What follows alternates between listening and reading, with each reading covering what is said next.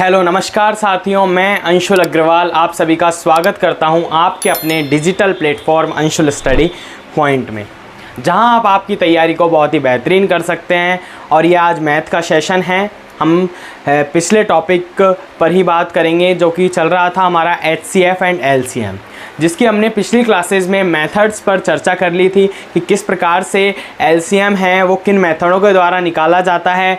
जैसे कि factorisation method की हमने बात की, डिवीज़न मेथड के अनुसार हमने सॉल्यूशंस किया। तो इस तरीके से हमने मेथड देखे जिनके आधार पर हम LCM है वो ज्ञात कर सकते हैं। तो एक मोटिवेशनल कोट के साथ हम क्लास की शुरुआत करते हैं कि सपने उनके सच होते हैं जिनके सपनों में जान होती है, कि सपने उनके सच होते हैं जिनके सपनों में जान होती है। पंखों से कुछ नहीं होता दोस्तों, हौसलों से उड़ान होती है, हौसलों से उड़ान होती है। तो इसी लाइन के साथ हम क्लास की शुरुआत करते हैं और आज हम इस बात पर चर्चा करेंगे कि HCF LCM है वो हमने ज्ञात करने के तरीके देख लिए थे, मेथड्स, बट वो हमने नॉर्मल संख्याओं के देखे थे। जैसे कि मैं बात करता हूँ कि हमने 30, 40, 60, हम बात करें 24 हो गया, 18 हो गया, 30 हो गया, इस तरह की इन संख्याओं के क्या देखे थे कि इनके HCF कैसे निकाले जाते हैं, LCM कैसे निकाले जाते हैं। बट आज का जो सेशन है वो इसलिए भी खास है क्योंकि ये क्वेश्चंस जो आपको स्क्रीन पर दिख भी रहा है, क्वेश्चंस के तौर पे मैंने लिखा है कि 3/4, 6/5, 9/10, इसका हमें क्या ज्ञात करना है, HCF ज्ञात करना है, यानी कि हाईएस्ट कॉमन फैक्टर है वो हमें पता करना है। तो हम किस प्रकार से ज्ञात करेंगे, इस बात को हमें सीखना है। और ये एक बार आपके समझ में आ गई तो फिर आप इसको कभी नहीं भूलोगे, क्योंकि इस तरीके से मैं आपको बताऊंगा। बस कुछ भी नहीं करना, अपना माइंड है बिल्कुल सेट करना है, एक एकाग्रचित्ता से हमें पढ़ना है। और एक बार अगर सेट हो गया माइंड में कि इस तरीके की कैलकुलेशंस हैं वो किस प्रकार की जाती हैं, तो फिर कोई प्रॉब्लम वाली बात नहीं है। तो अब हम देखते हैं इसका क्वेश्चन। तो इसमें क्या करना है, हमें सर्वप्रथम ये ध्यान में रखना है कि पूछा क्या है क्वेश्चन में, पूछा क्या है क्वेश्चन में, इस बात पर फोकस करना है। यहाँ हमसे पूछा है HCF, क्योंकि क्वेश्चन में LCM भी पूछा जा सकता है, या HCF आपको दिया ही है। तो हमें क्या ध्यान में रखना है कि क्या पूछा गया है। तो HCF हमसे पूछा गया है। तो अब हमें क्या करना है, इस वाली कंडीशंस के लिए एक स्टार लगा की बात लिखनी है कि अंश में क्या, अंश और हर दो संख्याएं हैं। जैसे कि ये 3/4 है, 3/4 है, तो ये 3 क्या हो जाता है, अंश हो जाता है, और 4 क्या हो जाता है, यहाँ हर हो जाता है। तो इस बात को आप जानते हो, छोटी क्लासेस में आपने पढ़ा भी होगा। और आपने जब प्रिपरेशन कर रहे हो, आप चाहे SSC की कर रहे हो या बैंक की करते हो या फिर राजस्थान की किसी भी कॉम्पिटिशन एग्जाम की आप तैयारी कर रहे हो, तो आपको इन बातों की नॉलेज तो होगी कि अंश किसको बोला जाता है और हर किसको बोला जाता है। बट्टे के ऊपर वाली संख्या अंश कहलाती है, बट्टे के नीचे वाली संख्या है हर कहलाती है। तो ये बात समझ गए आप। अब हमें क्या करना है कि जो भी क्वेश्चन में दिया हुआ है, चाहे वो HCF हो या LCM हो, हमसे जो भी ज्ञात करने के लिए कहा जाता है वह अंश का ही हमें ज्ञात करना है। बस इस बात को फोकस करना है कि क्वेश्चन में जो दिया गया है, जहाँ HCF दिया गया है, LCM भी हो सकता है, तो जो क्वेश्चन में दिया हुआ है वही हमें क्या है, अंश में ज्ञात करना है। अंश का क्या ज्ञात करेंगे हम, HCF, यानी कि जो संख्याएं अंश में दी हुई हैं क्वेश्चन में उनका हमें HCF ज्ञात करना है, और हर की संख्याओं का हमें LCM ज्ञात करना होगा। ठीक है, ये बात आपको समझ में आ गई होगी। अब हम जब इसके बाद में LCM वाला क्वेश्चन लेंगे तो वहाँ भी आपको इसी तरीके से करना है। तो ये कंडीशंस तो किसके लिए हो गई, ये मैं आपको कंडीशंस बता रहा हूँ, स्टार लगा लेना इसमें। ये हो गई फर्स्ट कंडीशन।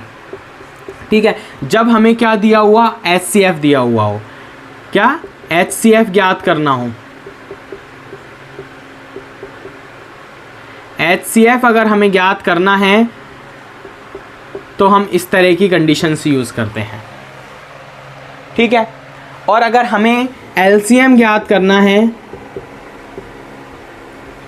क्या ज्ञात करना है, LCM ज्ञात करना है, तो ये कंडीशंस को आप पहले ही अगर समझ लोगे तो फिर आपको क्वेश्चंस करने में क्या होगी, कोई भी प्रॉब्लम नहीं होगी।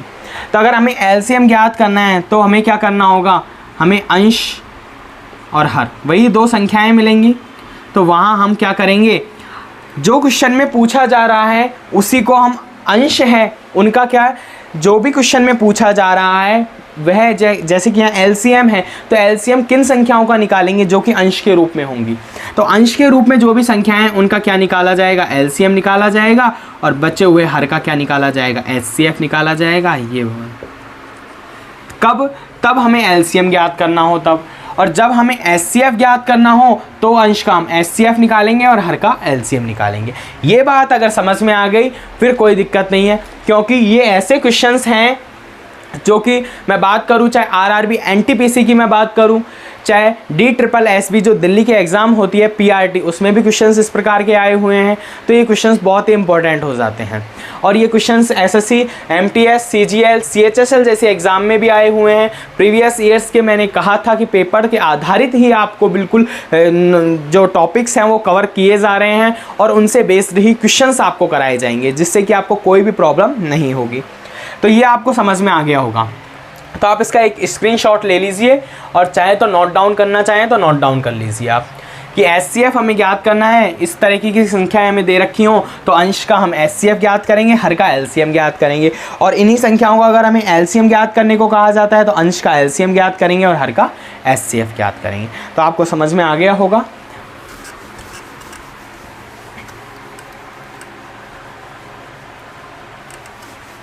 अब हम क्वेश्चंस पर बात करते हैं। इस क्वेश्चंस का आंसर हम किस प्रकार निकालेंगे।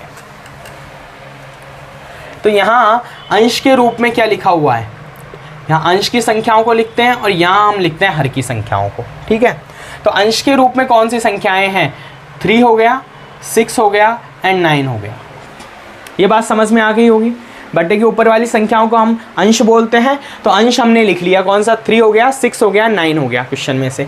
हर की हम बात करें तो हर कौन से हो जाते हैं, 4, 5 एंड 10। तो ये क्या हो जाता है, हर हो जाता है। अब हमें क्या यूज़ करना है कि हमें कौन सा मेथड यूज़ करना है। हमें क्या पूछा है, एचसीएफ, यानी कि हमें अंश का तो क्या निकालना पड़ेगा, एचसीएफ, और हर का क्या निकालना पड़ेगा, एलसीएम।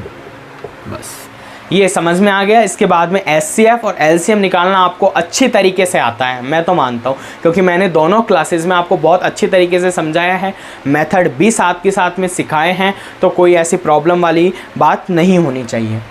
अब हम क्वेश्चंस का सॉल्यूशंस करते हैं। तो हमें क्या है, एचसीएफ निकालना है किसका, 3, 6 और 9 का।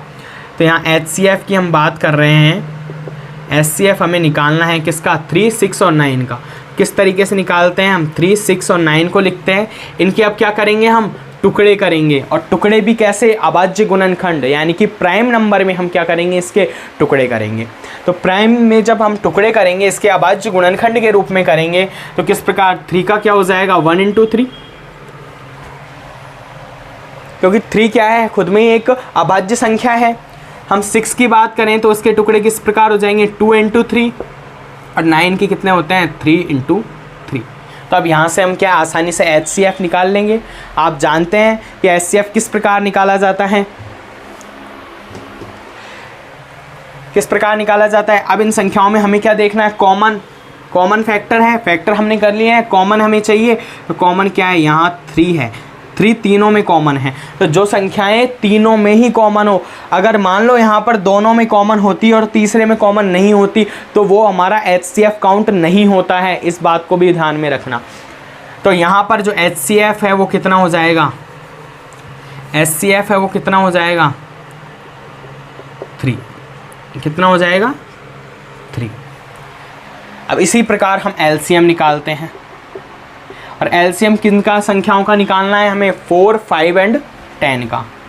तो 4, 5 और 10, इसका क्या निकालना है हमें, एलसीएम निकालना है। तो एलसीएम निकालने के लिए मैंने मेथड बताए थे, या तो हम डिवीज़न मेथड के अनुसार करें, या फैक्टराइजेशन मेथड के अनुसार करें, या फिर मैंने जो थर्ड मेथड बताया था कि इसको हम अधिकांशतः यूज़ करते हैं, और टाइम मैनेजमेंट विधि मैंने बताई थी कि ये टाइम का एक बचत करती है हमारी, तो उस विधि का यूज़ हम करें। तो यहाँ से हम डायरेक्ट एलसीएम निकालते हैं, कितना हो जाता है। मैंने क्या कहा था थर्ड विधि में कि बड़ी से बड़ी हमें संख्या है उसको लिख लेना है एलसीएम के रूप में। तो एलसीएम में बड़ी से बड़ी संख्या 10 लिख ली हमने। अब 5 के हम फैक्टर करते हैं तो क्या हो जाता है, 1 × 5। तो 5 का इसमें डिवाइड आसानी से हो जाएगा। हो जाएगा आसानी से। 5 का इसमें डिवाइड करेंगे 2 बार जाएगा, कोई दिक्कत नहीं है। फिर हम 4 की बात करें तो यानी कि 5 का भी कोई इशू नहीं है, इसमें हमें ऐड नहीं करना है, कुछ भी मल्टीप्लाई नहीं करना है। अब बात करेंगे हम 4 की, तो 4 को हम लिखते हैं 2 × 2। अब 2 से हम डिवाइड करते हैं इसको तो ये 5 आ जाता है, लेकिन अब यहाँ 2 से डिवाइड नहीं होगा ये, क्योंकि हमें क्या चाहिए, पूर्ण संख्या होनी चाहिए, कोई दशमलव में या किसी भी प्रकार की कोई अन्य संख्या नहीं आनी चाहिए, पूर्ण रूपेण वो संख्या आनी चाहिए। तो यहाँ क्या करेंगे हम, 2 से क्या कर देंगे, मल्टीप्लाई कर देंगे, तो ये कितना हो जाता है एलसीएम कितना आ जाएगा, एलसीएम निकल कर आएगा 20। कितना हो जाता है एलसीएम आ जाएगा 20। तो यहाँ हमने क्या देख लिया, अंश का एचसीएफ निकाला, कितना आया 3, हर का क्या निकाला, एलसीएम निकाला 20। अब ये तो क्या निकाला है हमने, अलग अलग निकाला है, अंश का अलग निकाला है, हर का अलग निकाला है। अब क्या करेंगे, हमसे पूछा क्या है, पूरे का पूछा है कि 3/4, 6/5, 9/10 है, उसका एचसीएफ हमें ज्ञात करना है। तो अब हम क्या करेंगे, टोटल का हमें एचसीएफ चाहिए, तो हम यहाँ लिखते हैं 3/4, 6/5 एंड 9/10, उसका हमें क्या है, एचसीएफ है। तो एचसीएफ के लिए क्या है, अंश में अंश की संख्या है, तो अंश का क्या है, ये संख्या है, इसका क्या निकाला है हमने, एचसीएफ। तो एचसीएफ की वैल्यू कितनी है, 3 अपॉन में एलसीएम कितना है, हर क्या निकाला है हमने, एलसीएम की वैल्यू कितनी है, 20। तो 20, तो ये क्या हो जाता है, ये आंसर हो जाता है आपका।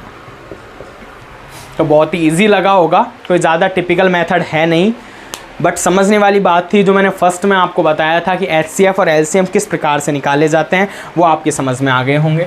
आप इसका स्क्रीनशॉट ले लीजिए, बहुत ही एक अच्छा क्वेश्चन है और प्रीवियस एग्जाम में आए हुए पेपर में से ही ये क्वेश्चंस उठाए गए हैं।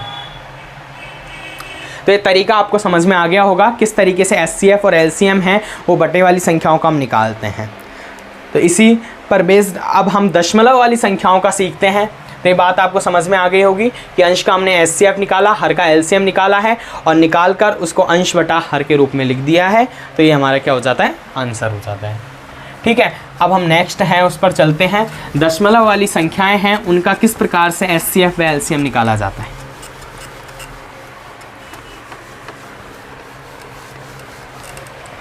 जैसे कि संख्याएं दी हुई हैं 4.5, 15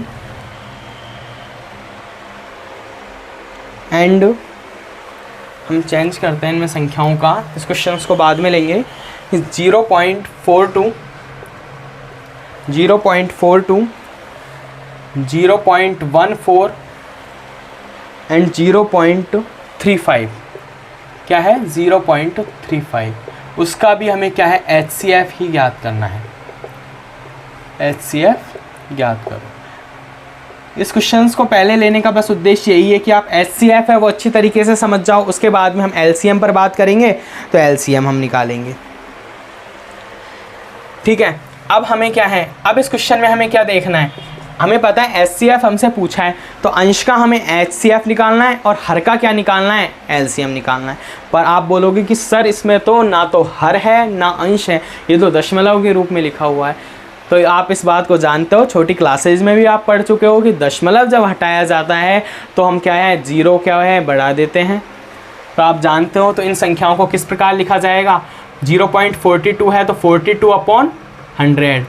100 क्यों किया, क्योंकि पॉइंट के बाद में, दशमलव के बाद में 2 संख्याएं हैं तो अपॉन में कितनी जीरो बढ़ जाएंगी, 2 जीरो बढ़ जाएंगी। इस बात को आप जानते हो, कॉमन सेंस वाली बात है, कोई समझाने वाली बात है नहीं। इसी प्रकार 14 की हम बात करें तो 14/100 हो जाएगा।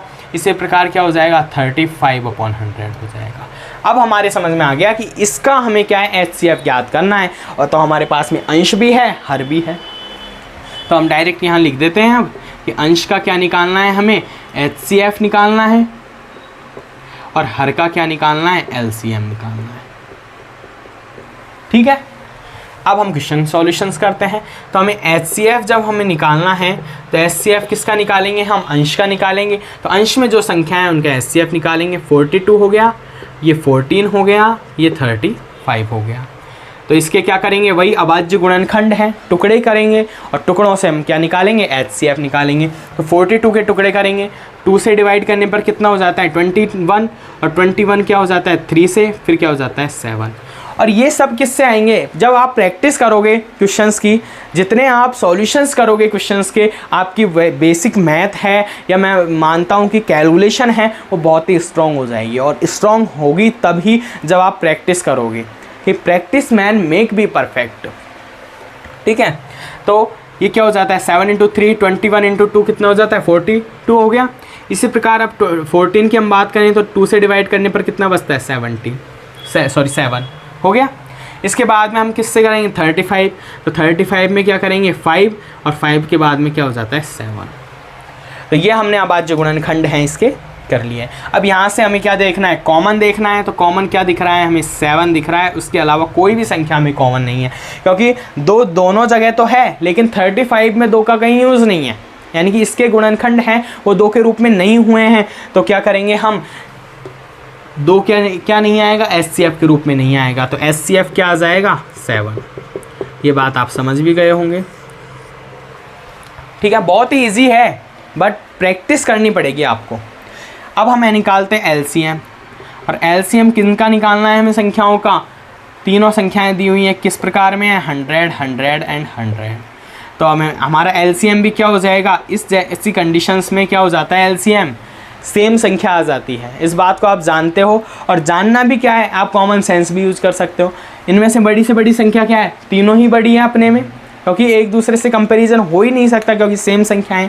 चलो हमने 100 लिख लिया, अब 100 में 100 भी काउंट हो गया, ये भी काउंट हो गया, ये भी काउंट हो गया, तो क्या हो गया हमारा LCM 100 हो गया। तो बहुत ईजी हो गया, यानी कि दशमलव वाली जो संख्याएं हैं वो तो बहुत ही ईजी हो गई।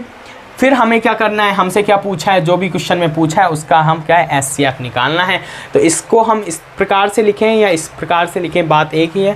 तो हम क्या लिखते हैं 0.42, 0.14 एंड 0.35, उसका हमें क्या है HCF ज्ञात करना था। तो HCF हमें ज्ञात करना था, तो वही अंश बटा हर के रूप में हम लिख देंगे संख्याओं को। तो अंश बटा हर के रूप में लिखेंगे, तो अंश में क्या है, अंश का क्या निकाला है हमने HCF, तो HCF निकाला है तो कितना हो जाता है 7, तो 7 लिख देंगे। अपॉन में हर का क्या निकाला है हमने LCM, जो LCM कितना है 100 है, तो 100 लिख देंगे।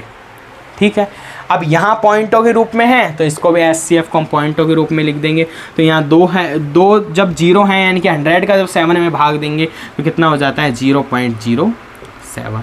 तो ये क्या हो जाता है, आंसर हो जाता है, यानी HCF है वो निकल कर कितना आता है 0.07। तो आपके समझ में आ गया होगा, मैं आशा करता हूँ कि आपको क्वेश्चन है बहुत ही बेहतरीन तरीके से समझ में आया हुआ होगा। अब हम नेक्स्ट बात करते हैं कि क्वेश्चन जो कि प्रीवियस एग्ज़ाम में आया भी हुआ है, तो ये आपको समझ में आ गया होगा, ये क्वेश्चन कोई इशू वाली बात नहीं है बिल्कुल भी। तो आप इसका स्क्रीनशॉट ले लीजिए, और ये क्वेश्चन हैं वो बहुत ही इम्पोर्टेंट होंगे आपके लिए इस बात के, क्यों आने वाली एग्ज़ामों में भी आपको देखने को मिलेगा। चाहे आप SSC की तैयारी करें या बैंक की तैयारी करें या फिर राजस्थान की किसी भी कॉम्पिटिशन एग्ज़ाम, चाहे RI LDC एग्ज़ाम की मैं बात करूँ या फिर पशु परिचर जैसी एग्ज़ाम है जिनमें कि मैथ्स के टॉपिक हैं, उनमें आपको बहुत ही बेनिफिट ये टॉपिक्स दिलाएंगे, ये क्वेश्चंस हैं वो दिलाएंगे। बट इसके लिए आपको क्लासेस को देखना होगा, क्योंकि हम बात करते हैं कि क्लासेस हैं बहुत ही इंपॉर्टेंट होंगी और आपको फ्री क्लासेस मिल रही हैं और टॉपिक वाइज मिल रही हैं। इससे अच्छा और क्या हो सकता है कि लहरों से डरकर नौका पार नहीं होती। कहा जाता है कि लहरों से डरकर नौका पार नहीं होती और कोशिश करने वालों की कभी हार नहीं होती। तो कोशिश हमें करते रहना है, बस हार हमारी होगी नहीं। तो अब हम नेक्स्ट बात करते हैं नेक्स्ट क्वेश्चन पर। नेक्स्ट एक LCM का क्वेश्चन हम लेते हैं, जिससे कि आपको ये तरीका है बिल्कुल अच्छी तरीके से समझ में आ जाए। क्वेश्चन है 4.5, 15 और 30 संख्या क्या है 0.3 का 0.3 का क्या लिखा हुआ है लघुत्तम। एज इट इज आया हुआ क्वेश्चन है एग्जाम में, जो मैं यूं की यूं लिखा रहा हूं आपको। समाप 0.3 का लघुत्तम समापवर्तक, प्योर हिंदी में क्वेश्चन है। अभी तक हम किस प्रकार से लिखते आ रहे हैं LCM HCF, लेकिन ये क्या है, कन्फ्यूजिंग पैदा करते हैं। लघुत्तम समापवर्त, अब ये पढ़ते ही स्टूडेंट क्या सोच जाता है कि क्या करना है, हमें एचसीएफ निकालना है या एलसीएम निकालना है, यही पता नहीं है। और ये क्वेश्चन है वो मैं बात करूँ तो प्रीवियस एग्ज़ाम DSSB जो दिल्ली की एग्ज़ाम होती है PRT वाली, PRT, और सन भी मैं बताऊं कब आया हुआ है, ये 2022 आया हुआ क्वेश्चन है। बहुत ही अच्छा क्वेश्चन था, उस 2022 में आया है। DSSB PRT जो कि टीचिंग एग्ज़ाम होती है, जो कि CTET पास करने के बाद में दिल्ली सेंट्रल वाली एग्ज़ाम होती है, तो उसमें ये क्वेश्चन आया हुआ है। और ये पूछा गया था 4.5, 15 एंड 0.3 का लघुत्तम समापवर्तक क्या होगा। पहली बात तो लघुत्तम समापवर्तक को क्या बोलते हैं, लघुत्तम समापवर्तक। लघुत्तम समापवर्तक का मतलब होता है LCM। तो ये बात ध्यान रखना, हमें क्या निकालना है, हमें निकालना है LCM। और लघुत्तम समापवर्तक का मतलब क्या होता है, LCM। महत्तम समापवर्तक का मतलब क्या होता है, HCF। तो हमें क्या निकालना है, LCM निकालना है। ठीक है, हमें LCM निकालना है, ये हमें पता चल गया इस वर्ड से। लेकिन ये वर्ड कब, आप जब प्रैक्टिस में लाओगे चीज़ों को, जब हमें समझ में आएंगे। कई बार ये लेसे भी लिखा हुआ हो जाता है क्वेश्चन में। तो अब हमें क्या है, 4.5 है तो वही भिन्न के रूप में इन्हें लिख लेना है। तो 4.5 को हम 45/10 कर लेते हैं, पॉइंट के बाद में 1 है इसलिए 0 बढ़ा दी। 15 है एज इट इज़ है तो 15/1 कर देंगे इसे, और इसे हम कर देंगे 3/10। ये बात समझ में आ गई होगी। अब हमसे क्या कहा गया है, अंश का और हर का दोनों को हमें निकालना है, HCF और LCM। लेकिन किसका, लघुत्तम समापवर्त, यानी कि क्वेश्चन में जो कहा गया है वो अंश का हम संख्याओं का निकालते हैं तो क्या हो जाएगा, अंश की संख्याओं का हमें LCM निकालते हैं और हर की संख्याओं का HCF निकालते हैं। कभी भी इस तरीके के अगर कन्फ्यूजिंग वाले क्वेश्चन हो जहाँ हिंदी में लिखा हुआ हो और पेपर में दोनों लैंग्वेजों में आता है, बाई लैंग्वेज पेपर आता है हिंदी और इंग्लिश में, तो आप इंग्लिश को प्रेफर कीजिएगा क्योंकि वहाँ चीज़ें हैं वो अच्छी तरीके से समझ में आती हैं। ये लघुत्तम समापवर्तक इतना अच्छी तरीके से समझ में नहीं आ रहा होगा, लेकिन वहाँ डायरेक्ट लिखा हुआ होगा LCM, आपको अच्छी तरीके से समझ में आएगा। तो यहाँ हमें पता चल गया कि अंश का LCM निकालना है, हर का HCF निकालना है। तो हम क्या निकालते हैं, अंश है उसका LCM निकालते हैं पहले। तो LCM निकालेंगे तो LCM अंश का निकालना है, कितना है, 45 हो गया, 45 एंड 15 एंड 3। तो हमें LCM निकालना है, तो सबसे बड़ी संख्या है उसको हम लिख लेते हैं 45, इस तरीके से निकालते हैं। तो 45 तो इसमें कम्प्लीटली आ गया। 15 का डिवाइड करेंगे, आसानी से हो रहा है, कोई दिक्कत नहीं है। 15 का डिवाइड करने पर 3 आता है, कोई दिक्कत नहीं है। फिर 3 का डिवाइड करने पर भी आता है, यानी कि हमें इसमें कोई चेंजेस करने की आवश्यकता नहीं है। 45 भी क्या हो जाता है, LCM हो जाता है। तो ये बहुत ही बेहतर एक मेथड है जो मैंने बताया था। नहीं आप फिर डिवीज़न मेथड से अगर करने बैठोगे, इतना लंबा टाइम खर्च करोगे इसमें, फिर 3 से डिवाइड करोगे, ये 15 बार होगा, ये 5 होगा, फिर ये 1 होगा, फिर हम बात करें फिर 3 से आप डिवाइड करोगे, ये कितना हो जाएगा, 5 हो जाएगा, फिर 5 से डिवाइड करोगे, फिर 1 में आएगा, यानी कि इसको फिर मल्टीप्लाई करोगे, तो टाइम है वो ज़्यादा खर्च होता है। उसके लिए मैंने आपको अच्छा एक मेथड बता दिया है जो कि आपको बहुत ही ईजी लगा होगा। तो यहाँ 45 क्या हो जाता है, LCM हो जाता है। अब हम निकालते हैं HCF। तो HCF निकालना है तो 10 का और 1 एंड 10, ये 3 संख्याओं का हमें HCF निकालना है। तो ये क्या हो जाता है, 1 × 10 हो जाता है, ये 1 × 1 हो जाता है, ये 1 × 10 हो जाता है। अब इनमें से क्या कॉमन हमें दिखाई दे रहा है, ये देखो, क्योंकि हमें तो कॉमन फैक्टर चाहिए।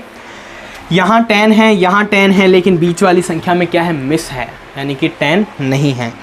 अगर वहाँ 10 होता तो हमारा जो HCF है वो क्या हो जाता, 10 हो जाता, बट यहाँ नहीं है। तो कॉमन क्या होगा, 1।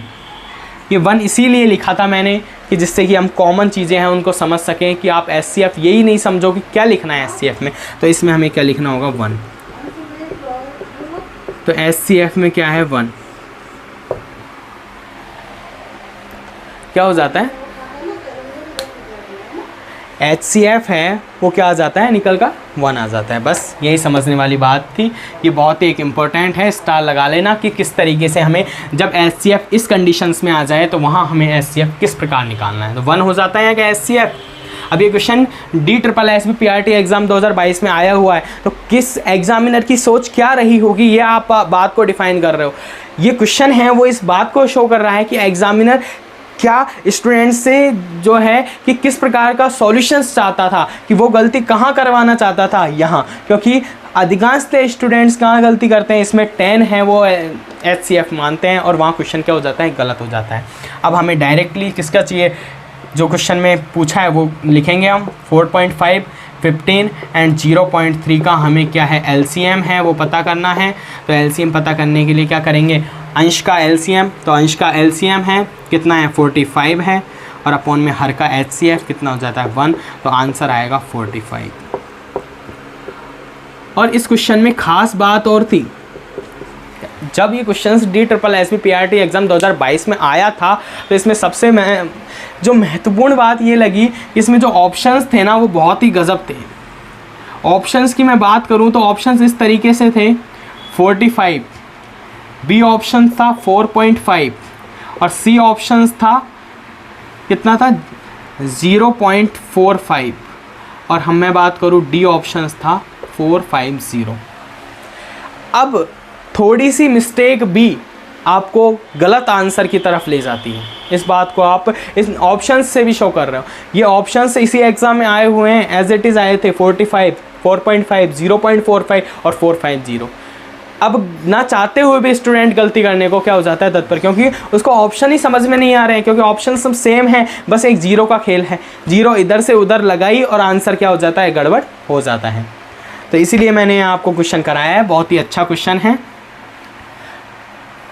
इसको मैं हटा देता हूँ जिससे कि आप अच्छी तरीके से इसको समझ सकें। स्क्रीनशॉट ले लेना, तो ये समझ में आ गया होगा, तो इसका स्क्रीनशॉट आप ले लेना जिससे कि क्वेश्चन है वो आपको अच्छी तरीके से समझ में आ जाए।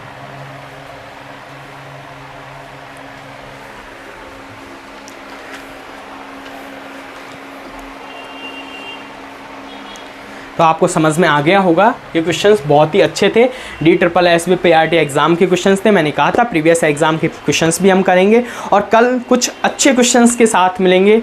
तो आज की क्लास को हम यहीं समाप्त करते हैं। तो आप इस क्लास से कुछ अच्छा ही सीखे होंगे, ये मैं आशा करता हूं, और आप जितना सीखे हैं उसको आप ट्रांसफ़र करते रहिए, यानी कि वीडियो को शेयर करते रहिए, और ये वीडियो आपके लिए ही फ़ायदेमंद होगी। आगे आने वाली एग्ज़ामों में डायरेक्ट क्वेश्चंस आपको एज इट इज़ मिलेंगे, क्योंकि क्वेश्चंस एग्जामिनर कहाँ से बनाता है, प्रीवियस ईयर्स के पेपर्स में। जब हम पूरा ही प्रीवियस ईयर्स का पेपर कवर कर लेंगे तो एग्जामिनर कितना भी कैसे भी पेपर बनाए तो पेपर आएगा कहाँ से, आएगा तो इन्हीं क्लासेस से। तो आपको क्या करना है, बस आप चैनल पर पहली बार हो तो चैनल को सब्सक्राइब करना और वीडियो को शेयर करना, लाइक। अगर वीडियो अच्छा लगता है तो लाइक कीजिए, अगर अच्छा नहीं लगता है तो डिसलाइक का ऑप्शन भी है आपके पास में, तो आप डिसलाइक कीजिए कोई वीडियो को, कोई इशू नहीं है। बट आप जिस प्रकार भी, अगर अच्छा लगता है तो लाइक ज़रूर कीजिए, अगर अच्छा नहीं लगता है तो डिसलाइक कीजिए, यानी कि दोनों ऑप्शंस में एक ऑप्शन ज़रूर चुनें, और सब्सक्राइब करना ना भूलें चैनल को, जिससे कि डिसलाइक करने में आपको कोई प्रॉब्लम नहीं हो। तो आज के लिए हम क्लासेस को यहीं समाप्त करते हैं। जय हिंद, जय भारत।